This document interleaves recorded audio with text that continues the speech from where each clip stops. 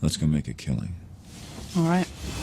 Welcome to the Las Vegas Football Contest Show. 10 to the 5 to the 4, play one, touchdown! The sharpest football contest show in the land. I'll take the action. My Birds, Benjamin Franklin's team, favored by 1.5 points. I'll give you 3 more. You're now riding shotgun with 2 former contest winners in Brady, Kannon and James Salinas. And getting a former player's perspective with 9-year NFL veteran Mike Pritchard. Let's go! As they guide you through strategy, process, and your contest picks each and every week of the season. I do like the idea of a parlay. Now here's your host, Brady Kannon.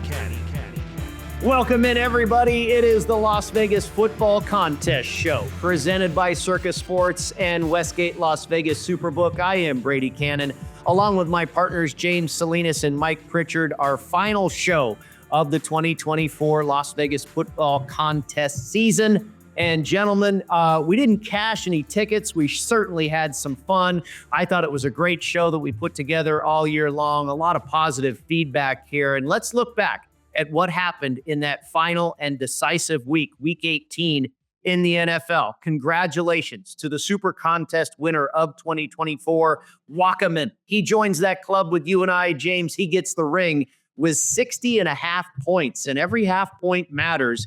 Excellento comes in second by just a half point. He had 60 points. Congratulations to those gentlemen there. And then in the Circus Sports Million, Team BP, he wins the Blue Blazer with an incredible record, 60, 26, and 4, a percentage of nearly 70%, 69.7% for Team BP. And then the Booby Prize, also picking losers at an incredible clip. The Brown Clown won the Booby Prize for a cool $100,000, picking losers at a rate of 69.3%. And I tell you, whether you're trying for losers or winners, James, I'll start with you. It seems like the bar, you and I hit 72.5%. You and the same percentage, miraculously. You in 2015 and myself in 2011. But it seems the bar has been set for a while in these contests. If you aren't getting to 70, you aren't getting to the winner's circle.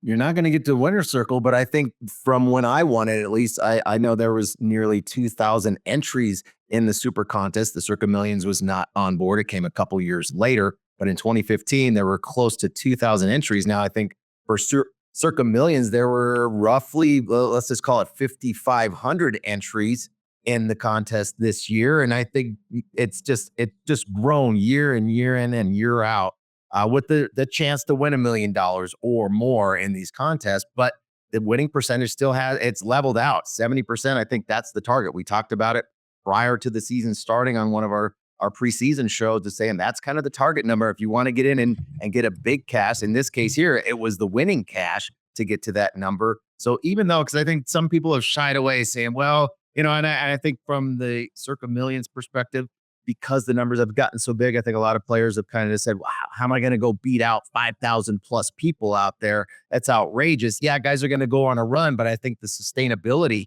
from having a hot 4 weeks, 5 weeks, it's really difficult. That's the challenge. It is such a grind, fellas. We know that. We just went through the grind collectively.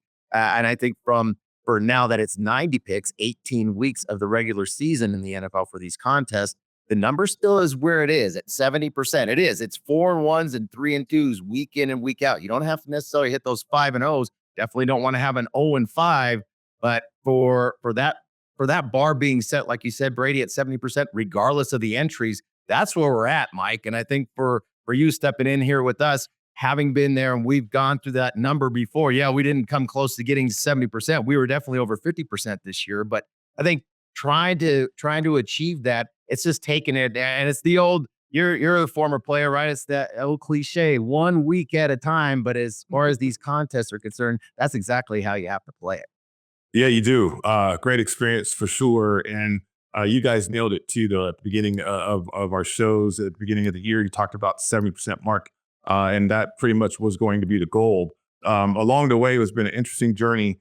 But I tell you what, though, our picks, you know, you can monetize those at the window and certainly take advantage of selections that we have during the course of the week with the 5 selections, or actually 10, if you think about with both contests. But, you know, one of the things about these contests is that it's going to make you a better handicapper. I mean, you're at least I was. I mean, taking notes, writing everything down, going over the shows, going over the process. And I'm by far not a handicapper. I mean, I know the game and I understand it that way. I'm getting better betting the games, but I'm not a handicapper per se yet. But I tell you what, that learning curve has flattened mightily this year with this experience with you guys and understanding how to track everything and certainly where okay, a game turned this way, a game turned that way, or did we completely have this wrong or whatever, or other notions that came to fruition for me this year. So I wouldn't say that people should be discouraged about this contest. I think both contests, you're gonna gain so much experience. And even if you are a seasoned handicapper, you're gonna find that the years are different, right? Each year is like a snowflake, and so you're gonna have to tap into your own skill level a little bit, or break through another ceiling and get better with your handicapping. So all in all, it was a great experience, and congratulations to the people that won who won Circa Millions and certainly the Super Contest. I mean, it is a grueling contest and well deserved for the winners. Well, you mentioned it there, Circa Survivor. Mike, you are a Survivor fanatic. We know that, and congratulations in order as well to 8 entries that went 20-0 on the season. C3 Picks, Dream Stakes, Meatball Brothers, Pumpa Pack 9, TY 1823, Vodka Johnny, whatever y'all want, and Whiskey Business. They split the $14.2 million 8 ways, $1.78 million for each of them.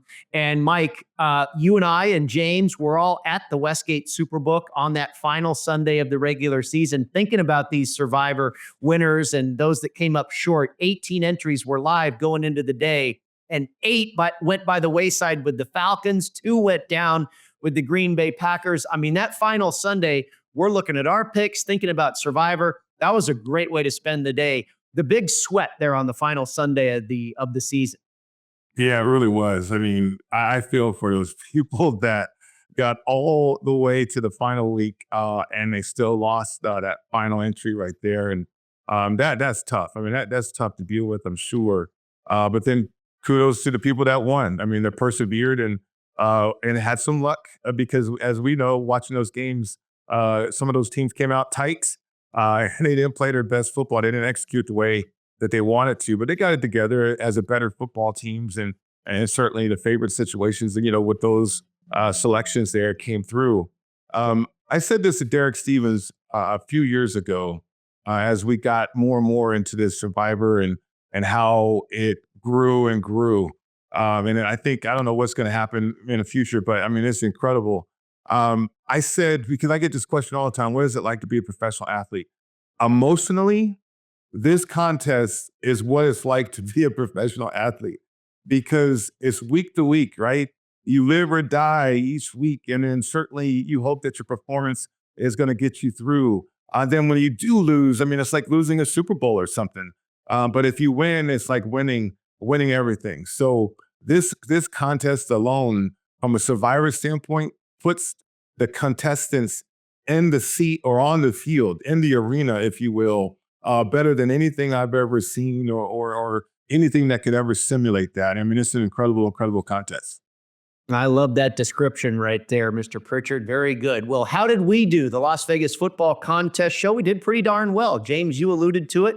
We were a handful of games above 500. We finished with 47.5 points in the Westgate Las Vegas Super Contest. We finished with 46.5 points in the Circa Million. Circa Survivor, of course, we were a part of that unprecedented elimination rate early in the season, and unfortunately, we were bounced after just 2 weeks of participation in that one. But overall, pretty darn good in picking some winners here. Again, a handful of games above 500 in the Pick 5 contest, the Super Contest, and the Circa Sports Million. The Dom DeMarco's Pizza Money Prop Play of the Week, we nailed it, guys. We were middling right around 500 for a while and then crushed it 6-1 the last 7 weeks to finish 11-7 overall, 61% for our Dom DeMarco's Prop Money Pizza Play of the Week. We will come back with more, start breaking down the games for Wildcard Weekend right here on the Las Vegas Football Contest Show. San Diego is home to Wolfpack Hospitality Restaurants, located in beautiful La Jolla. Stop by Cove House, Shore Rider, and Dough Mama Pizzeria on your next trip. Visit Cove House, a top 100 brunch in California, or Shore Rider, serving up margaritas, fish tacos, and a vibe that will make you feel like a regular in no time. For a slice of New York-style pizza with a California twist, it's Dough Mama Pizzeria, where the wings and pizza draw compliments from around the world. Go to wolfpackhospitality.com, and we will look forward to seeing you at Cove House, Shore Rider, and Dough Mama Pizzeria. Welcome back into the Las Vegas Football Contest Show, presented by Circus Sports and Westgate Las Vegas Superbook. Brady Kannon, James Salinas, and Mike Pritchard with you. We went over all the congratulations, the winners of the Super Contest, the Circus Sports Million, Circus Survivor, how we did on our Dom DeMarco's Pizza Money Prop Play of the Week. It's time now to dive back into the games. And of course, we have 6 playoff games in the Wildcard weekend here, 2 on Saturday, 3 on Sunday, and 1 on Monday night. We'll start with the 2 games on Saturday, and the early game is the Houston Texans hosting the Los Angeles Chargers. And James, I'll start with you. I remember we were at the Superbook last week, and you said, hey, the Texans are going to beat the Chargers. You were watching this Chargers team take on the Raiders last week, and I don't think you were that impressed. The Chargers are a road favorite, and there's both 2.5s out there in the market and 3. It opened 3. We've seen a little bit of money come in on the Houston Texans. A week later, where do you stand on this one? Well, how many drinks was I in at that point when we were talking, right? Sometimes, I had the biggest flu for about 24 hours after I left, but I'm great now. So I got a clear head, got my mind right, and drying out a little bit. But thinking about, and so I think the first piece is, this was before all the fires. And I think the fires that are going on there, that has to be accounted for within the handicap. I mean, just throwing numbers out, and so many guys have models and looking at this team and their DOA or DVOA or whatever, all these numbers, that's not me. That's not my process. To me, it's a week-to-week league, and it's such a psychological league, emotional game, physical game, obviously, from that standpoint when it comes to injuries and who's available and how these guys are banged up. But man, what is going on in Los Angeles right now is unprecedented, obviously. It's the worst wildfire in the history of this country, and it's happening now. So this isn't something that's happened in the past, and this is something where it's a rallying cry, and hey, we'll be a distraction for the folks in Los Angeles for 3 hours watching our football game. These players are dealing with this, and not only for them personally, for the team, the coaching staff, the folks that work there, obviously. For the Chargers, they're on the road here, but we've got 2 LA teams that are playing in the playoffs this weekend. And I have to imagine, just from the human condition, that this is a total distraction. For one, you are not having your normal practices. I think for the Chargers, they don't even have an indoor facility, so everything has had to be out. The air quality is awful out there, and they're dealing with. I know Harbaugh, his daughter had to flee her home. She's living with daddy right now. I think Bosa was talking about, well, I hope when we come back from Texas, I have a home to go back to. And that's just them personally. So I think for them, that has got to be something that's weighing on in their minds. They're clearly going to be distracted coming into this game. And then from that standpoint, what does the preparation look like for these guys this week when you're dealing with something that is so not only life-threatening, but the fact that it's impacting them, their families, their teammates, the folks that they know, people that work work around the franchise and that type of thing. So I like the Texans here plus the 3. I think from this standpoint, beyond what everything that's happened with the LA Chargers and how difficult that is for them to have to go and play a game like this. The other piece too, just from the simple handicap, is thinking about Pritch, where the Chargers are physically. This is going to be the 5th road game in 7 weeks for the LA Chargers, having to go now travel to the Texans. Their bye was the first bye of the season way back in week 5. So the first part of October, it has been a grind of a season, not to mention everything that they're having to deal with going on in the LA County area. Thinking about this having to step in there. I don't love the Texans by any means. I like the total better. So we're talking about betting. I don't have to talk about contest plays and this and that. I think most likely I like the Texans here plus the 3. But Rich, when it comes to preparation on a weekly basis, and especially going into the playoffs, and I mean, I don't even know how to equate this when you're talking about the distraction that's going on with this team right now. How does that impact you as a player, as a ball club, talking about game plans, watching film, all those kind of things? Because you are completely out of your normal weekly pattern when it comes to practice? Yeah, I mean, it's a great point, James. I mean, the distractions are unprecedented, really, when you think about what's going on with the Chargers. Now, I did have an experience when I was with Atlanta, and a player's house got burned down as we were ending practice. I guess you guys remember that Andre Bison situation. But that was, right before the season started. But it was still a distraction, right? I mean, that was traumatic and what somebody has to go through. But I will say this, as professional athletes, I mean, we are conditioned to move the drill. Like, oh, somebody broke their leg. Okay, move the drill, move it up. And the doctors attended that guy, right? I mean, you have to be able to compartmentalize when you play this game and you play it at a high level. And your points are very valid, James, about the distractions. But it's something about Harbaugh, man. He's been having these guys get ready each and every week all year long with 11-6 ATS. And this is with expectations too. And I went to that game. I left you guys at the Westgate. I went to the game, and I will say that the Chargers are one of the more physical teams I've seen in person in a long time. And they like it. And they like playing that way. So it's about execution at this point. You're going through walkthroughs as a guy who played in the playoffs. You're going through walkthroughs, and it's certainly going to introduce some wrinkles. But it is about execution. And one of the things about the Chargers along the way, without Dobbins, remember they stumbled and they couldn't really find an identity. Justin Herbert was learning a new offense. And as a quarterback learning a new offense, throwing the football, things were off. Quentin Johnson is stepping up, though. That guy made some incredible catches. And he was open more than what we saw or what people saw on TV in terms of the ball going to him. Lad McConkey, I mean, that guy is a problem because he is deceptive. And then on top of that, they do have Dobbins back to be able to run the ball. Houston, to me, has been inconsistent all year long. But from a betting standpoint, it feels like a field goal game. And so I can see how people would take the points right there. But if distractions aside, and if the Chargers execute like they've been executing, I think they cover this number on the road in the playoffs here, though. Well, it's very interesting, guys. During the regular season that the team that wins the game covers the spread over 80% of the time, meaning when underdogs cover, they tend to win outright. And when favorites win, they tend to cover. Well, that percentage escalates even higher here in the wild card round to the tune of about 88% of the time. The point spread often doesn't matter. You just have to pick who's going to win the game. And James, you make a great point. The numbers don't matter. Certainly, they can't measure how this fire in Los Angeles affects the player's psyche. But my numbers come out to the Chargers should be about a 4.5-point favorite rather than 3. But with the lines, we know the lines are probably as tight as they're ever going to be. By this time of the year, the odds makers know these teams. Their power ratings are sharp. I think it's good teaser season this time of year to tweak that line by a lot of points. You're getting a very sharp number. It's probably going to come close to that number. Good time of the year to play the teaser. We'll get to more of that on the other side, talk about the Steelers and the Ravens when we return on the Las Vegas Football Contest Show.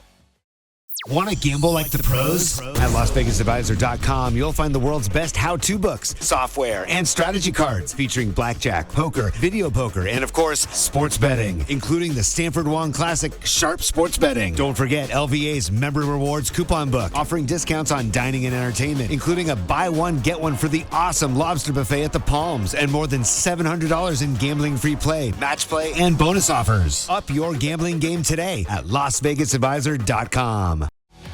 Welcome back to the Las Vegas Football Contest Show presented by Circus Sports and Westgate Las Vegas Superbook. Brady Kannon, Mike Pritchard, and James Salinas with you, breaking down the games that will take place over Wildcard weekend.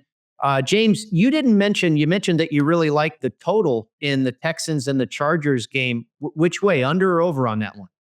To me, it's an under. I don't like where the Texans offense really for the majority of the season. I know, and think about the injuries now. I think the thing with the Texans, we can dig a little bit more into that just in the handicap. Thinking about the Texans, where they were last year, completely exceeded expectations. Now, this coming into this season, a lot of expectations on this young football team, this young football coaching staff, and it's difficult to have to meet those. And I think that's been outside of being and playing in the division that they played in the AFC South.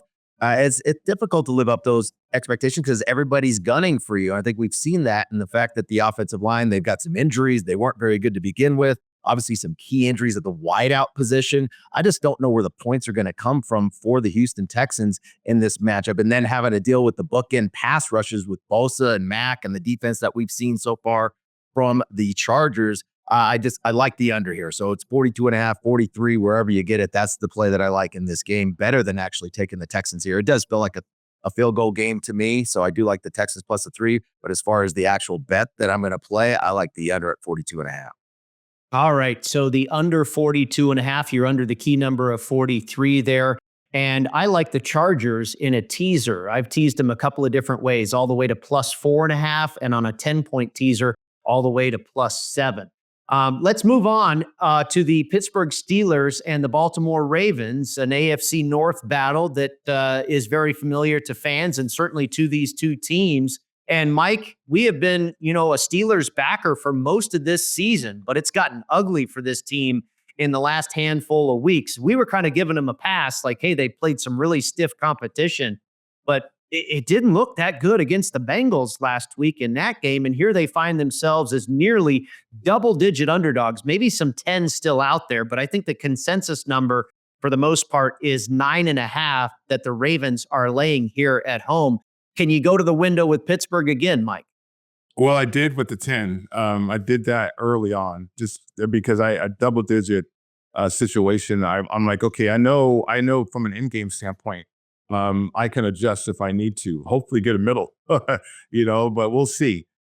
And he says he's not a handicapper, right? Coach, I've been taking notes. I've been learning. Yeah. But, the Steelers, they were that team. I think people were down on them at the beginning of the year because of the schedule. And I thought it was an opportunity to be on the Steelers because the schedule wasn't going to unfold until the later part of the year. And what I remember about the Steelers and taking notes on them from last year is that they were highly competitive inside their division without a quarterback and without an offensive coordinator, certainly leaning on that defense. Now, the defense has been exposed on the back end. It's the same story with the Steelers. If you decipher their zone blitzing and all the looks up front, if you can contain and block TJ Watt and others, then you can expose your secondary because they're not true man-to-man cover guys, right? They're more scheme back there. And so that's a problem. And now you look at the Ravens, they've been able to amp it up, ramp it up. And with the running game, Derrick Henry's been incredible. Their offensive line, how they get to the edges with that big man is incredible. It's really creative. And then on top of that, Lamar Jackson's probably MVP throwing the rock this year. So it's a tough out, really is. But I like the points. I like the familiarity aspect of both these two teams. The third time around, and I go back to my own experience playing the Saints the third time around, and the Saints were supposed to go to the Super Bowl that year. And so this was 91, and we go into New Orleans and we beat them. We actually beat them, not just cover the spread, but we beat them because we were just so familiar and so confident as a team that was playing pretty well, playing decent football. Now, with the wildcard situation, that's what you're going to have. You're going to have some flaws, but I like the points with the Steelers at the moment. We'll see how the game unfolds, and certainly for me, looking to play it in game though. Well, I tell you what, this one did land on a teaser card for me. I took the Ravens all the way down to plus a half point. And again, I go back to the team that you think can win the game. I think the Baltimore Ravens will win the game. And I'm not going to argue with you, Pritch. I could certainly see the familiarity and the situation that you explained there helping the Pittsburgh Steelers cover that 10 points. James, any play for you here on this one in Baltimore? Yeah, I lean under again here. Actually, I think for this, I'm curious about the impact that not having Zay Flowers on the field to kind of stretch the field in between the 20s. It's more so he's not really the red zone guy, but in between the 20s makes a lot of big catches. I think his absence now and Deshaun Elliott coming back into that as the box safety to hit there and get in there on the running game. I think that's going to make this a tight game. I like the points here with the Steelers, but I also like the under. All right, well, we can all win. We go under the total. The Ravens win the ball game. The Pittsburgh Steelers cover the 10, and we cash a few tickets. We'll come back and take a look at the Broncos and the Bills and the rest of the games here on Wildcard Weekend when we return on the Las Vegas Football Contest Show.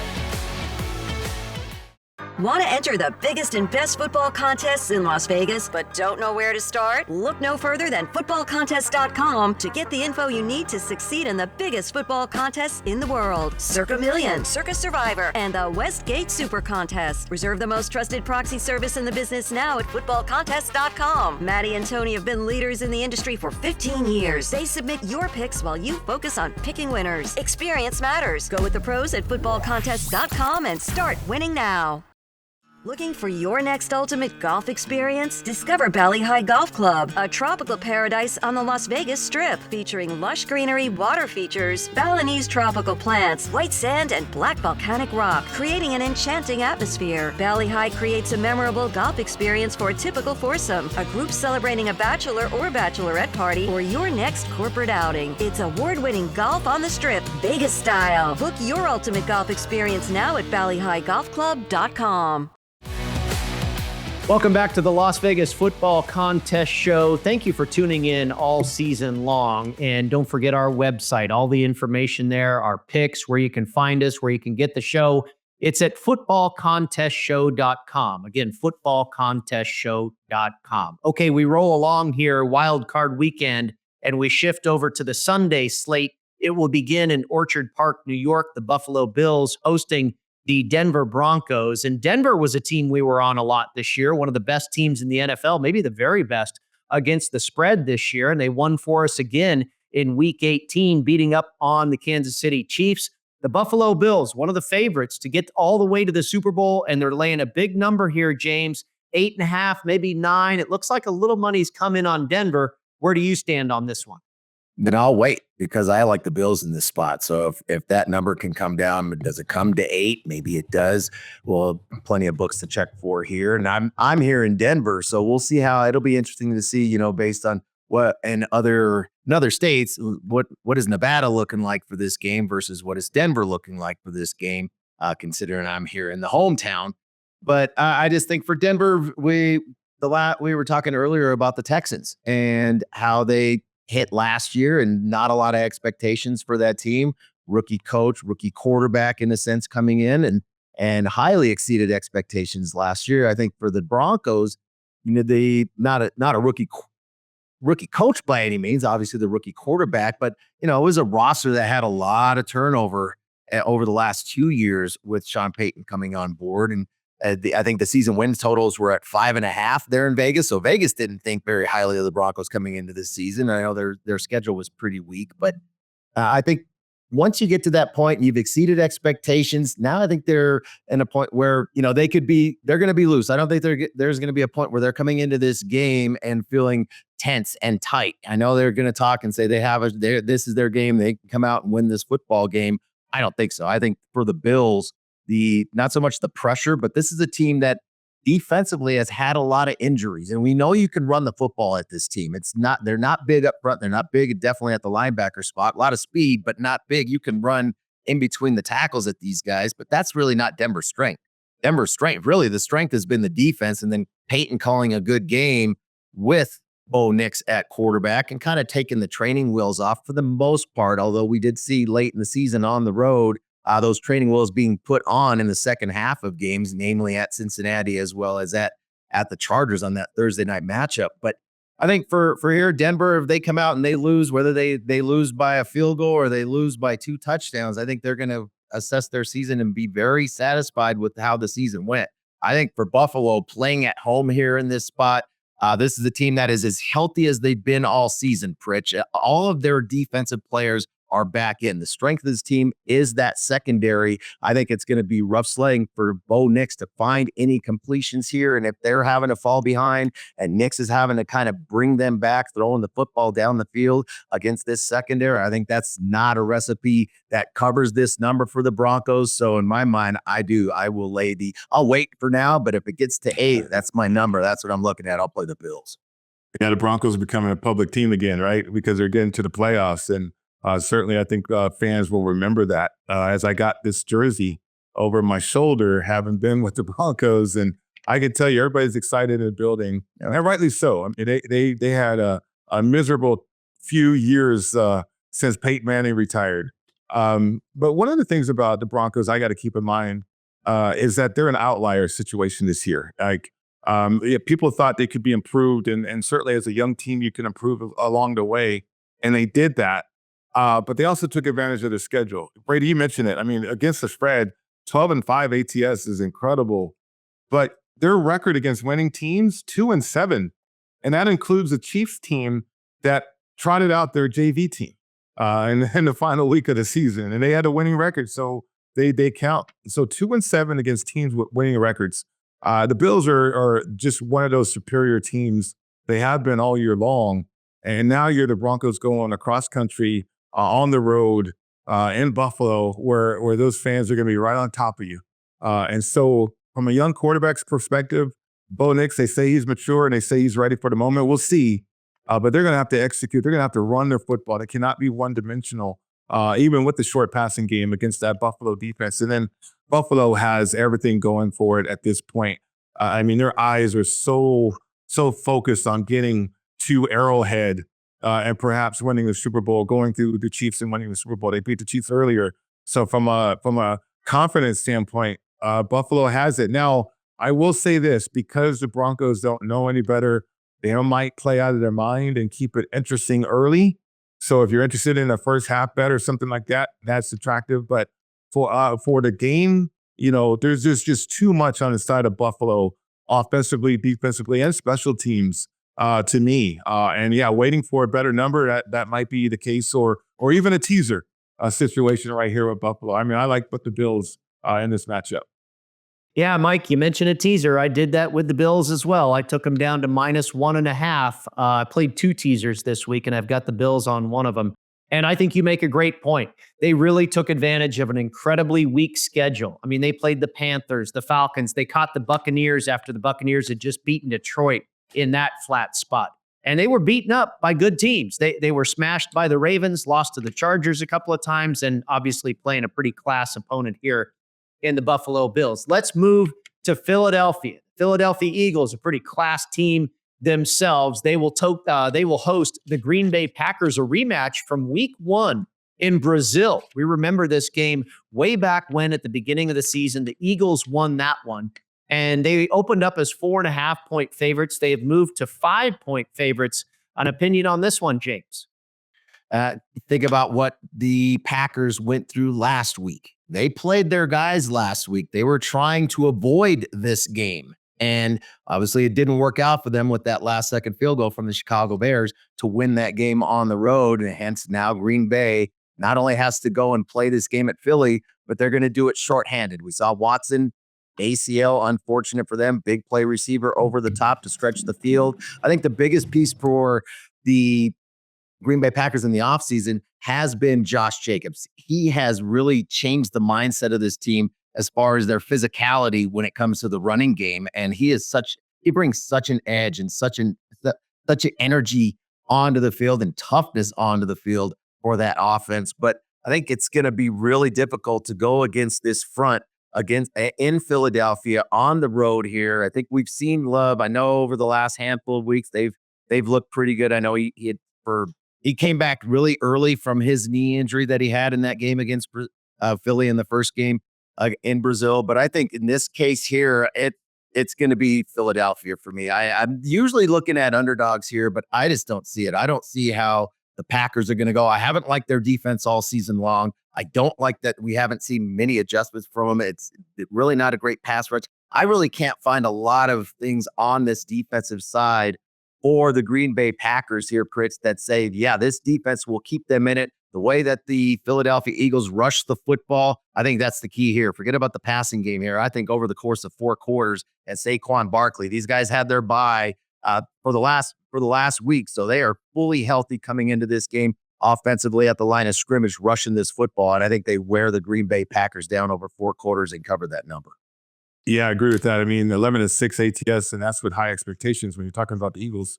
And so that was impressive. Saquon Barkley coming over, that just puts them over the top. They became a Super Bowl caliber team with that addition offensively. And then defensively, Big Fangio going over there. And I go way back with Vic because he was a linebackers coach against that Saints team that I talked about, along with Don Capers, who was the secondary coach, which was incredible. But Vic has that defense playing very well. He understands the personnel, and they are specific with what they do.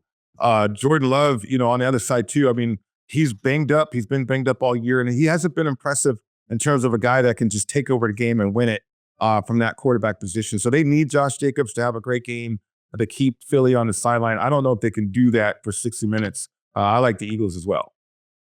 Yeah, guys, we talked about it a couple of segments ago. This week, more than ever, the point spread does not matter. If you think the Eagles are going to win the game, chances are they're going to cover that spread. And same with the Buffalo Bills. You kind of figure the Bills, obviously they're a heavy favorite. We'll see if they're able to cover that spread. But it happens more often this weekend than it does in the regular season. When we come back, we finish up with the final Sunday game, a Sunday nighter. And this is a beauty, a rematch from week 1 as well. The Commanders in Tampa Bay to take on Baker Mayfield and the Buccaneers. We'll come back with more in just a moment. It is the Las Vegas Football Contest Show. Steiner's, a Nevada-style pub, invites you to play the best keno and video poker in Las Vegas. Promos are how we roll, so make the most of your gaming dollars with ongoing promotions, daily free play, bonuses, and more. With a chance to win Knights, Raiders, Aviators tickets, and big money with all those jackpots. It's not only great gaming at Steiner's, it's the 24 awesome rotating draft beers and the best appetizers to match. Steiner's, the Nevada-style pub, with 3 locations across the Vegas Valley. Steiner's, I love this place.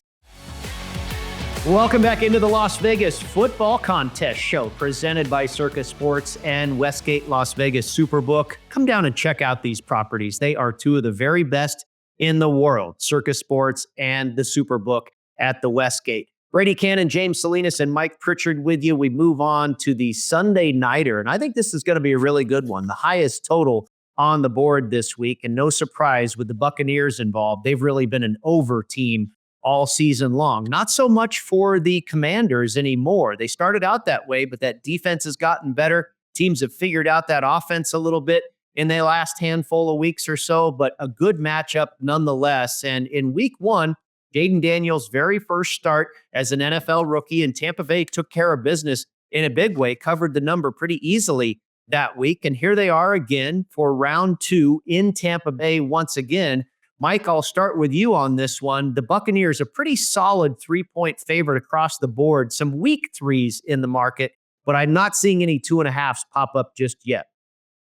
Yeah, Tampa, Baker Mayfield, I'll start there. I mean, the guy has played outstanding football this year and really has that team playing at a high level. And one of the things I like to watch when I watch tape and break it down is how do the guys, the fellas, how do they protect each other, right? Do they help each other off the ground? Are they running over to aid people, the running backs? I'm talking about the offensive line, and absolutely. I mean, that is so evident. And then, Baker has her back too. I mean, the body language, the cohesiveness of that offense is why they've been prolific, I think, this year. And then also some confidence emerging. Mike Evans, I mean, the guy has taken his game to another level, to a Hall of Fame level, really. And just one of those guys that you can go to repeatedly. You can game plan. You can move him around. You can do so many different things with him, and he'll get open for you. And then you got this young Irvin guy that is dynamic running the football. So there's an offensive momentum there that you like, and therefore you see the high total because defensively, Bowles hasn't had the guys at a healthy level. I mean, Vita Vea is a guy that you need to really clog up the middle if you can from a running game standpoint. But they haven't really had those edge presence like they've had in years past, in particular when they won the Super Bowl. So that's a problem because trying to be creative on the back end with disguising looks, if you're out of position or if you are vanilla, teams are taking advantage of that. So I think the Commanders is one of those teams that can take advantage of it because they run the ball more than 50% of the time, or right at 50% of the time, really. And so that's deceiving because it's an air raid type offense. And certainly Daniels can throw the football, but man, that guy will take off and hurt you with his legs if you do something to turn your back to that line of scrimmage. So I can see why the total is elevated. I can see this game going back and forth. I don't think Baker is going to be tight, and I don't believe Daniels is going to be tight. I mean, he plays with so much confidence out there, and he plays the game loose, even though he's playing a very important position. So is everybody around him? Are those guys going to play well? I'm looking forward to Lattimore and Mike Evans again to see if they mix it up. I don't think so because it's a playoff game, but this is a game of the week, if you ask me. I think this is a well-matched game, well-matched teams in terms of what we could see out there and maybe back and forth scoring affair as well. Pritch, I agree. I think this is probably going to be the most competitive game of all the wild card matchups. We've got some bigger numbers. We know that. And already talked about Philadelphia and the Bills in my mind win. And I think both those teams win handily here. I don't know who wins this game here. Number one, it's the NFC South champion. It's the Tampa Bay Bucks. And I've had such a hard time all season long trying to handicap any of those teams from the NFC South. And obviously for the Bucks, there's a lot of holdovers there from the Super Bowl a few years ago and their run with Brady. So this is a team that obviously they won the division once again. We know it's a weak division, one of the weakest in football, whether you want to debate whether it's the NFC South or the AFC South being the worst division in football. But these guys win. They finish games and they found a way last week. They were struggling last week playing New Orleans to go win the division, but they found a way in the fourth quarter. And you mentioned Baker Mayfield. But I think that's where the maturity that we've seen out of Baker Mayfield and the fact that he has humbled himself. I mean, he spent more time as that number one pick coming into Cleveland doing commercials than he did actually doing game planning, getting on the field. Well, he's learned, and there's some humility that goes with that and lessons learned for a young guy, and he's matured through that. Now we really become a leader here. I think if I was going to play it, I'm not going to play this game. I just don't have a good read. I think it's going to be a great game to watch, competitive nature, and I love what we've seen out of the other side with Daniels as the QB. But I think if it comes down to the fourth quarter, I feel like this is a team in this offense for the Bucks that will find a way and execute not only with Evans and with Mayfield, but I think what we've seen and probably the biggest shot in the arm for this offense has been Bucky Irving. He has been terrific as a rookie. It took him some time for the coaches to have to trust him as that lead back. But the second half of the season, he has been sensational. He is such a shifty runner in there, runs physical as well, and not afraid to get inside and run between those tackles. I think he's kind of the X factor in this matchup because Washington they don't do very well against the run. We may see a big game out of Bucky Irving. So that might be something to look at when we talk about player props. What does that look like for Irving to make some plays and probably find the end zone here? Yeah, a great battle between offensive coordinators, I think, in this game, both for the Buccaneers and the Commanders. And I kind of feel like Dan Quinn and Kingsbury will get their revenge, same season revenge here, of course, losing that very first game of the year. I think they come back and get it done here. I think this is one underdog that has a chance, absolutely.